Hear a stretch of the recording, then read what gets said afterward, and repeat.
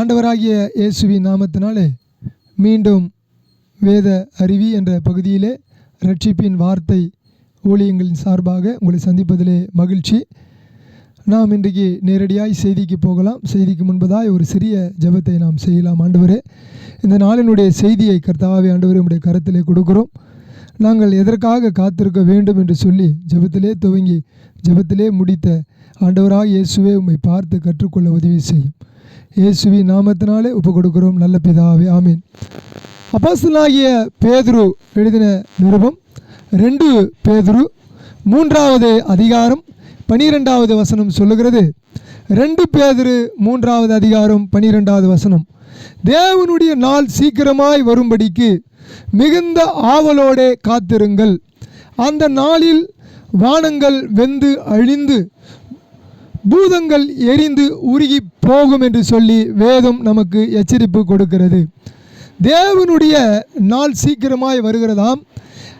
அந்த நாளுக்காக நீங்களும் நானும் காத்திருக்க வேண்டும் என்று சொல்லி வேதம் சொல்லுகிறது. பரிசுத்த வேதாகமத்திலே காத்திரு என்ற வார்த்தைகள் அநேக இடங்களிலே இருக்கிறது. ஆனால் இன்றைக்கு ரட்சிக்கப்பட்ட ஜனங்களும் ரட்சிக்கப்படாத ஜனங்களும் ஒவ்வொரு காரியங்களுக்காக காத்திருக்கிறார்கள். ரட்சிக்கப்பட்ட ஜனங்கள் எதற்காக காத்திருக்க வேண்டும் என்று சொன்னால், தேவனுடைய நாள் வருகிறதாம், அந்த நாளுக்காக காத்திருக்க வேண்டுமாம். ரட்சிக்கப்படாத ஜனங்கள் எதற்காக காத்து கொண்டிருக்கிறார்கள்? ரட்சிக்கப்படாத ஜனங்கள் திருமணத்துக்காக காத்திருக்கிறார்கள். ரட்சிக்கப்படாத ஜனங்கள் தங்களுடைய ஆஸ்திகளை சேர்க்க காத்திருக்கிறார்கள். ரட்சிக்கப்படாத ஜனங்கள் இன்றைக்கு உலகத்தினுடைய பலவிதமான காரியங்களுக்காக காத்திருக்கிறார்கள். ரட்சிக்கப்பட்டவர்களுக்கும் ரட்சிக்கப்படாதவர்களுக்கும் என்ன வித்தியாசம் என்று சொன்னால், ரட்சிக்கப்படாதவர்களுக்கு தேவனுடைய நாள் என்பது தெரியாத இருக்கின்ற காரணத்தினால் அவர்கள் அதை குறித்து தெரிந்திருக்கிறபடினால் அதற்காக காத்து கொண்டிருக்கிறார்கள். அது குற்றம் கிடையாது. ஆனால் ரட்சிக்கப்பட்ட தேவ ஜனம் எதற்காக காத்திருக்க வேண்டும் என்பதை வேதம் நமக்கு தெளிவுபடுத்துகிறது. நீங்கள் காத்திருக்க வேண்டுமாம், நான் காத்திருக்க வேண்டுமாம். எதற்காக காத்திருக்க வேண்டும் என்று சொன்னால், தேவனுடைய நாள் சீக்கிரமாக வருகிறபடியால் மிகுந்த ஆவலோடு நீங்களும் நாங்களும் காத்திருக்க வேண்டுமாம். ஆகவே தேவனுடைய நாளுக்காக நாம் காத்திருக்க வேண்டும். 2 பேதுரு 3:13 நாம் வாசிக்கும் பொழுது, அவருடைய வாக்குத்தத்தத்தின்படியே நீதி வாசமாக இருக்கும் புதிய வானங்களும் புதிய பூமியும் உண்டாகும் என்று காத்திருக்கிறோம். ஏன் நாம் காத்திருக்கிறோம் என்று சொன்னால், முதலாவது தேவனுடைய நாள் சீக்கிரமாய் வருகிறது.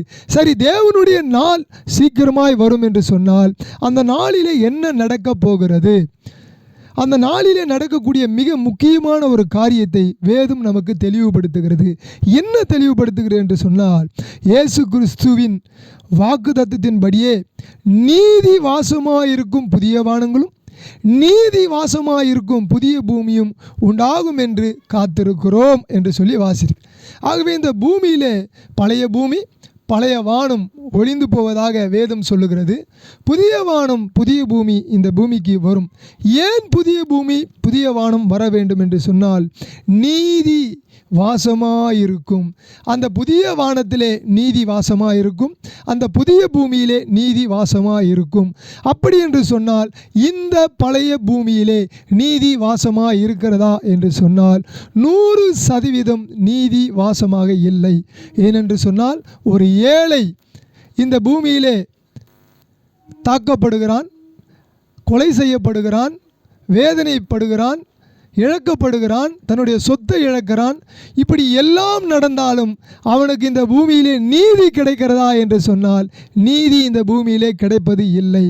ஆகவே தேவன் பார்த்தார், நீதி உள்ள நியாயாதிபதியாக கர்த்தர் அவர் உங்களையும் என்னையும் மீட்டு கொள்ள ஒரு புதிய வானத்தையும் புதிய பூமியும் படைத்திருக்கிறார், உருவாக்கி இருக்கிறார். அந்த புதிய வானமும் புதிய பூமியும் வரப்போகிறது.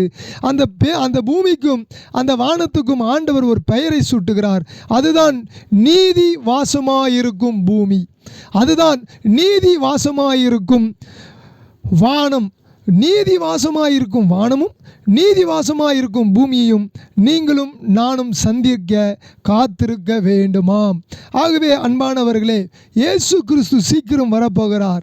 அவர் வருகைக்குள்ளதாக நீங்களும் நானும் எல்லாவற்றையும் தூரம் வைத்துவிட்டு பாவத்திலிருந்து வெளியே வந்து சாபத்திலிருந்து நாம் வெளியே வந்து, அநேக விதமான இச்சைகளிலிருந்து நாம் வெளியே வந்து, நீதிபதியாகிய கர்த்தரை சந்திக்க நீதியின் சூரியன் நம்மேல் பிரகாசிக்க வேண்டும் என்று சொன்னால், இந்த புதிய வானம், இந்த புதிய பூமி நீதி உள்ளதாய் வரப்போகிறது. அதில் இருக்கக்கூடிய ஆண்டவராகிய இயேசு கிறிஸ்து நீதியின் சூரியனாக நம்மீது பிரகாசிப்பார். ஆகவே அடுத்த வசனம் சொல்லுகிறது, 2 பேதுரு 3:14 சொல்கிறது, ஆகையால் பிரியமானவர்களே, இவைகள் வர காத்திருக்கிற நீங்கள். யார் காத்து கொண்டிருக்கிறார்கள் என்று சொன்னால், புதிய வானத்தை குறித்து அறிந்து கொண்ட ரட்சிக்கப்பட்ட தேவஜனம், புதிய பூமியை குறித்து அறிந்து கொண்டு ரட்சிக்கப்பட்ட தேவஜனம், அவர்களை பற்றி வேதம் சொல்லுகிறது. ஆகையால் பிரியமானவர்களே, புதிய வானமும் புதிய பூமியும் வர காத்திருக்கக்கூடிய பிரியமானவர்களே, இவைகள் வர காத்திருக்கிற நீங்கள், அதாவது புதிய வானத்தையும் புதிய பூமியும், நீதி உள்ள பூமியும் நீதி உள்ள வானத்தையும் பார்க்க ஆயத்தப்பட்டிருக்கக்கூடிய ரட்சிக்கப்பட்ட தேவ ஜனமே, நீங்கள் கரையற்றவர்களும் பிழையற்றவர்களுமாய் சமாதானத்தோடு அவர் சந்நிதியிலே காணப்படும்படி ஜாக்கிரதையாயிருங்கள். ஆம், இந்த கடைசி காலத்திலே நீங்களும் நானும் ஜாக்கிரதை உள்ளவர்களாய் இருக்க வேண்டும். ஏனென்று சொன்னால், இந்த பூமியிலே நீதி இல்லை. இது அநீதி நிறைந்த பூமி. இந்த பூமியிலே இருக்கக்கூடிய நாம், நம்முடைய முன்னோர்கள், தலைவர்கள், மிகப்பெரிய லீடர்கள் எல்லோரையும் பார்த்து நாம் நீதி செய்ய முயற்சி செய்கிறோம். ஆனாலும் நீதி இங்கே நடக்கவில்லை. அப்படி என்று சொன்னால், நீங்களும் நானும் நீதி உள்ள நியாயாதிபதியை காண ஒரு புதிய வானம், ஒரு புதிய பூமி, அது நீதி உள்ள பூமியாகும், அது நீதி உள்ள வானமாகவும் வரப்போகிறது. அந்த நீதி உள்ள வானத்துக்கு காத்திருக்கிற நீங்களும், அந்த நீதி உள்ள பூமிக்கு காத்திருக்கிற நீங்களும் நானும் எப்படி இருக்க வேண்டும் என்று சொன்னால், வேதம் நமக்கு சொல்லுகிறது, கரையற்றவர்களும் பிழையில்லாதவர்களுமாய் சமாதானத்தோடு அவர் சந்நிதியிலே காணப்படும்படி ஜாக்கிரதையாக இருக்க வேண்டும்.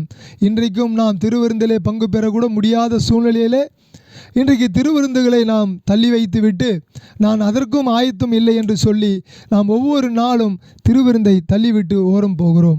ஆகவே அன்பார்ந்த தேவ ஜனமே, திருவிருந்துக்கே நாம் காத்திருக்க முடியவில்லை, திருவிருந்துக்கே நாம் ஆயத்தப்பட முடியவில்லை என்று சொன்னால், புதிய வானத்தை சந்திக்கவோ புதிய பூமியை சந்திக்கவோ அங்கு நீதி மட்டும்தான் இருக்கும். அநீதி நிறைந்த நீங்களும் நானும் சந்திக்க முடியாது. ஆகவே தயவு செய்து நீங்களும் நானும் ஜாக்கிரதை உள்ளவர்களாக இருக்க வேண்டும்.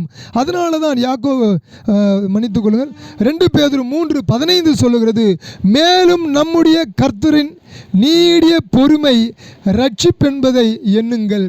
ஏன் ஆண்டவர் இன்றைக்கு நீடிய பொறுமையாக இருக்கிறார் என்று சொன்னால், மேலும் நம்முடைய கர்த்தரின் நீடிய பொறுமையை ரட்சிப்பென்று எண்ணுங்கள். ஏன் ஆண்டவர் இன்னும் வராமல் காலதாமதம் செய்கிறார் என்று சொன்னால், அறக்குறையாக ரட்சிக்கப்பட்டிருக்கக்கூடிய நீங்களும் நானும் முழுமனதோடு ரட்சிக்கப்பட வேண்டும் என்று சொல்லி, அந்த முழுமனதோடு ரட்சிக்கப்பட்டால் மட்டும்தான் நீதியின் புதிய வானத்திலும் நீதியின் புதிய பூமியிலும் நாம் பிரவேசிக்க முடியும் என்று சொல்லி அவர் காத்து கொண்டிருக்கிறார். ஆகவே அன்பான தேவ ஜனமே, நீங்கள் ரட்சிக்கப்படாமல் இருப்பீர்கள் என்று சொன்னால், ஒருவேளை ரட்சிக்கப்பட்டு நீங்கள் இருப்பீர்கள் என்று சொன்னால், புதிய வானத்தையும் புதிய பூமியும் காண வேண்டும் என்று சொன்னால், நீதி வாசமாயிருக்கும் அந்த பூமியும் அந்த வானத்தையும் சந்திக்க வேண்டும் என்று சொன்னால், நீங்கள் நீதிபதியாகிய கர்த்தரிடத்திலே மனம் திரும்ப வேண்டும். மனம் திரும்புதல் என்றால் என்ன? நான் ஞானஸ்தானம் பெற்று மீண்டும் மீண்டும் நான் பாவம் செய்யும் பொழுது இயேசு கிறிஸ்துனுடைய இரத்தத்தை நான் கால்களிலே வைத்து மிதிக்கிறேன். அப்பொழுது எனக்கு மனம் திரும்புதல் இல்லை. ஒருவேளை நீங்கள் ஞானஸ்தானம் பெறவில்லை, இன்னும் ரட்சிப்புக்குள்ளே வரவில்லை என்று சொன்னால், நீங்கள் உடனடியாக ஆண்டவராகிய இயேசு கிறிஸ்துவின் நாமத்தினாலே முழுக்க ஞானஸ்தானத்தை பெற்று ரட்சிப்பை ஏற்றுக்கொள்ளுங்கள். ஏற்றுக்கொள்ளும் பொழுது புதிய வானத்தையும் புதிய பூமியும் சந்திக்கலாம். இந்த வானமும் இந்த பூமியும் என்ன ஆக போகிறது என்பதை நாம் தெரிந்து கொள்ள வேண்டும். ஏசாயா தீர்க்கதரிசி புஸ்தகத்திலே 65வது அதிகாரத்திலே 17வது வசனம் சொல்லுகிறது, இதோ நான் புதிய வானத்தையும் புதிய பூமியும் சிருஷ்டிக்கிறேன், முந்தினவைகள் இனி நினைக்கப்படுவதும் இல்லை, மனதிலே தோன்றுவதும் இல்லை.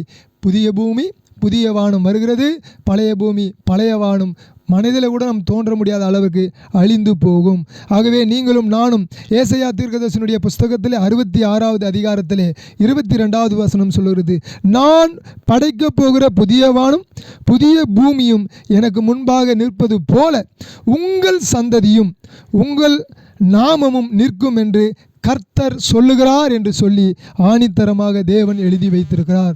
ஆகவே அந்த புதிய வானத்திலும் அந்த புதிய பூமியிலும் நம்முடைய உங்கள் சந்ததி, என்னுடைய சந்ததி, உங்களுடைய சந்ததி, சந்ததி என்றால் நம்முடைய பிள்ளைகள், என்னுடைய பெயர், அவர்களுடைய பெயரை ஆண்டவர் எழுதி வைக்கிறார் என்று சொல்லி இங்கே தெளிவுபடுது. உங்களுடைய சந்ததியும் உங்கள் நாமமும் நிற்கும் என்று கர்த்தர் சொல்லுகிறார். இந்த புதிய வானத்திலே புதிய பூமியிலே உங்கள் பெயரையும் உங்களுடைய பிள்ளைகளுடைய பெயரையும் உங்களுடைய சந்ததியும் ஆண்டவர் நிற்க வைப்பார் என்று சொல்லி இங்கே வாசிக்கிறோம். ஆகவே நீங்களும் நானும் கர்த்தர் சொல்லுகிற இந்த வார்த்தைக்கு கீழ்ப்படிந்து தொடர்ந்து புதிய வானத்தையும் புதிய பூமியும் நீதி உள்ள பூமியை நாம் சந்திக்க நாம் ஆயத்தப்படுவோம். நம்முடைய ஆண்டவர் சீக்கிரமாய் வருகிறார். பரிசுத்தம் இல்லாமல் ஒருவனும் தேவனை தரிசிக்க முடியாது. ஆகவே தயவு செய்து 1000 அரசு ஆட்சிக்குள்ளே நீங்களும் நானும் பிரவேசிக்கவும் அதிலே நிம்மதியாய் வாழவும் இன்னும் நீண்ட நெடிய காரியங்களை நாம் தெரிந்து கொள்ள வேதாகமத்தை நாம் தொடர்ந்து வாசிக்க வேண்டும். இந்த பரிசுத்த வேதாகமத்திலே சொல்லப்படாத ஒரு காரியமும் இல்லை என்பதை புரிந்து கொண்டு புதிய வானத்திலும் புதிய பூமியிலும் நீங்களும் நானும் போக நாம் ஜெபத்தோடு முடிக்கலாம். ஆண்டவரே, இயேசுவாகிய உம்மை அறிந்து கொள்ள கர்த்தாவே, இதுவரைக்கும் வாய்ப்பில்லாத ஜனங்களுக்கு ஒரு புதிய வானம் இருக்கிறது, ஒரு புதிய பூமி இருக்கிறது. அங்கே உங்களுடைய பெயர்கள் எல்லாம் எழுதப்பட்டிருக்கிறது. அங்கே உங்கள் அதாவது உங்களுடைய சந்ததி உங்கள் நாமமும் நிற்கும் என்று கர்த்தர் சொல்லுகிறார் என்று நான் பிரசங்கித்திருக்கிறேன். அப்படியாய் அவர்கள் ரட்சிப்புக்கு நேராய் வர உதவி செய்யும். ரட்சிக்கப்பட்டவர்கள் இன்னும் இந்த புதிய வானத்தையும் புதிய பூமியையும் சந்திக்க நீதி உள்ள ஆண்டவரின் நியாயாதிபதியாய் நீர் வரும்பொழுது நீதி உள்ள பூமி, நீதி உள்ள வானம் தென்படும் என்பதை நாங்கள் விசுவாச கண்களிலே பார்க்க உதவி செய்யும். இயேசுவின் நாமத்தில் ஜெபிக்கிறேன் நல்ல பிதாவே, ஆமேன்.